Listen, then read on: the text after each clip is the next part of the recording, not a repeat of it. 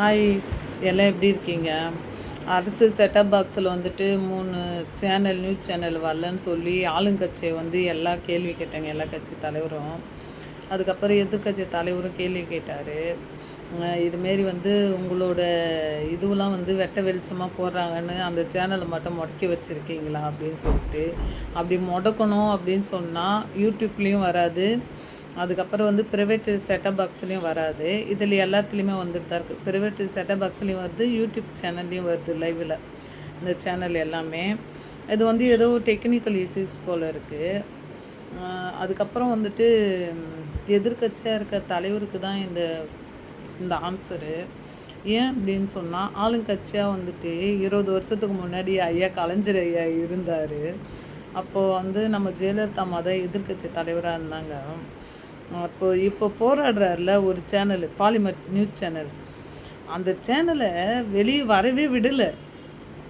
அதுக்கப்புறம் ஆட்சி மாறினோடனே அந்த இவர் வந்து பாலிமர் நியூஸ் சேனல் ஓனர் போயிட்டு அதுக்கப்புறம் வந்துட்டு ஜெயலலிதா அம்மாவை பார்த்து அதுக்கப்புறம் பேசி அதுக்கப்புறம் இந்த சேனல் வந்து டெவலப் ஆகிடுச்சு. இன்றைக்கி சூப்பராக போயிட்டுருக்கு. சரிங்களா?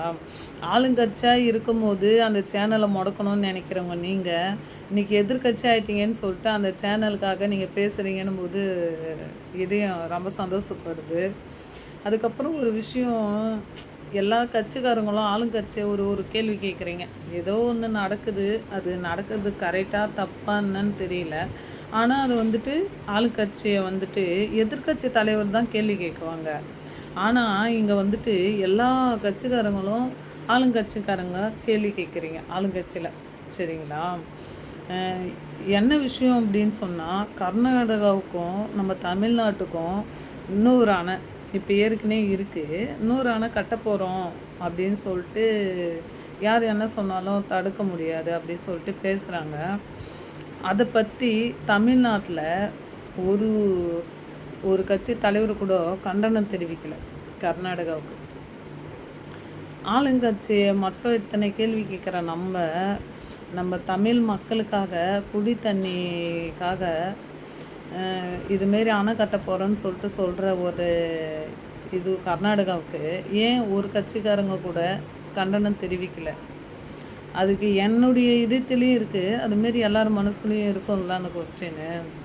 அதுக்கப்புறம் வந்து இன்னும் ஒரு விஷயம், எனக்கு வலிக்கக்கூடிய விஷயம் என்ன அப்படின்னு சொன்னால், பாரத பிரதமரை வந்துட்டு இப்போது நம்ம சிஎம் சார் ஒரு பிஃபோர் அவர் பதவி எடுத்து ஒரு 10 days 15 days அப்போ சம்திங் கரெக்டாக டேஸ் தெரில, அப்போ போயிட்டு மீட் பண்ணார்.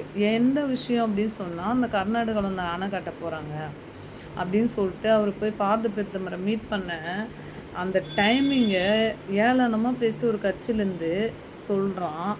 அதுக்கு வந்து யாருமே நம்ம கட்சிக்காரங்க கேள்வி கேட்கவே இல்லை. தமிழ்நாட்டில் ஆளும் கட்சியை கேள்வி கேட்கறதுக்கு நமக்கு உரிமை இருக்குது இல்லையா? 1000 தான் இருந்தாலும் தமிழ்நாட்டுக்கு சிஎம் அவர் தானுங்க.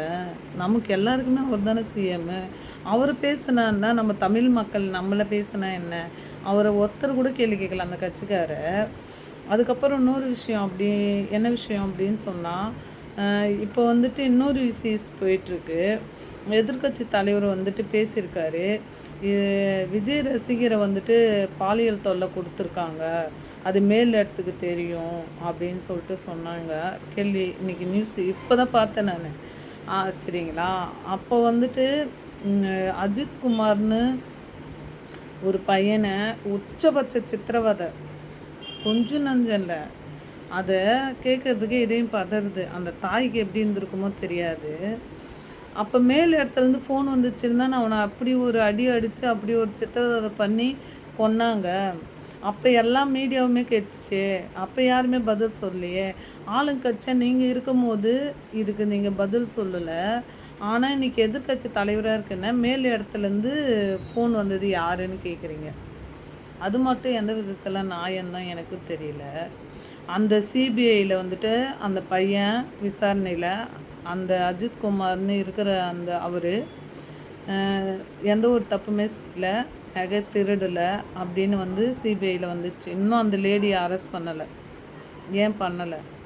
நீங்கள் தானே இருந்தீங்க, அப்போது இருந்தது நீங்கள் தானே. அதுக்கப்புறம் வந்து தூத்துக்குடியில் 12th படிக்கிற பொண்ணா அப்போ வந்து நீங்கள் தானே இருந்தீங்க. தீர்ப்பு வழங்கும்போது தாவேக ஆட்சியில் இருந்தது. அவனுக்கு தூக்கு தண்டனை வாங்கி கொடுத்துச்சு. சரிங்களா? நம்ம ஆளுங்கட்சியாக இருக்கும்போது அண்ணா யூனிவர்சிட்டியில் நடந்த விஷயத்த தீர்ப்பு இன்னும் வரல. சரிங்களா? இந்த அஜித்குமாருக்கு இன்னும் நீதி வழங்கலை. அதுமாரி எத்தனை விஷயம் நியூஸில் வராமல் இருக்கோ. இன்றைக்கி கூட பார்த்தா ஒரு பையன் ஆடு மேய்க்கலன்னு சொல்லிட்டு அடித்து ரோட்டில் பொச்சிருக்காங்க. அது உங்கள் ஆட்சியில் நடந்துச்சா? டேட்டு டைம்லாம் சொல்லவே இல்லை. என்னன்னே புரியலைங்க. நாட்டில் என்ன நடக்குதுன்னே தெரியல. இதெல்லாம் யார் ஆட்சியில் தான் நடந்துச்சு சொல்லுங்கள். நம்ம கேள்வி கேட்குறோமே ஆளுங்கட்சி. இதெல்லாம் யார் கேள்வி கேட்குறது? ஒரு உயிர் நம்ம எப்போனாலும் பிறந்துட்டோம், இறக்க தான் போகிறோம். ஒரு நாள்னா ஒரு நாள் கண்டிப்பாக நம்ம இறப்போம். இந்த பூமி யாருக்குமே சொந்தம் கிடையாது. நம்ம இறக்குறோம்ல, அந்த சுடுகாட்டில் புதைக்கிறாங்கல்ல, அந்த 6 அடி தான் இப்போல்லாம் கூட எரிச்சிடுறாங்க போல இருக்குது. அந்த அந்த சாம்பல் கூட கடலில் கரைச்சிடுறாங்க. சரிங்களா? அப்படி ஒரு வாழ்க்கை வச்சுட்டு இன்றைக்கி நம்ம எல்லோரையும் கேள்வி கேட்குறோம். நம்ம நியாயமாக இருக்கிற மாரி. இதுக்கெல்லாம் என்ன பதில்? கடவுள் தான் பதில். தேங்க்யூ.